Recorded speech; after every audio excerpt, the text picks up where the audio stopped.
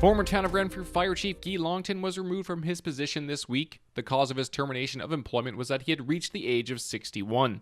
The Government of Ontario passed legislation in 2011 that would allow for collective bargaining agreements on frontline workers and firefighters to force retirement by the age of 60. This was due to the stress of the job mentally, as well as the physical nature of the position.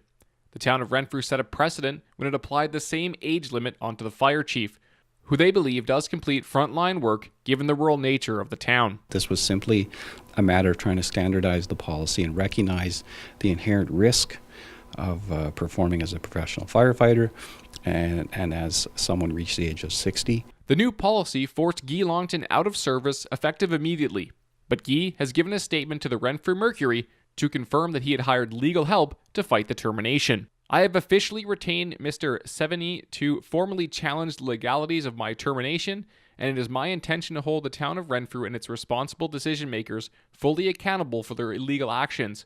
In moving forward with this case, it is my intention to speak not only for myself, but for the older workers across the province who deserve to be judged by the quality of their workplace contributions, not simply by the numbers on their birth certificates.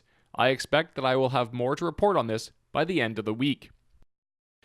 The Act does have a clause in as well that states the firefighter should not be required to retire if the firefighter can be accommodated without undue hardship, considering the cost and outside sourcing of funding, and if there is any health and safety requirements.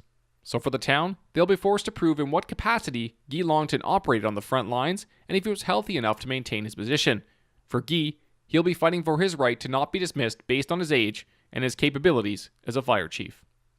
For Cogeco News in Renfrew, I'm Richard Levoy.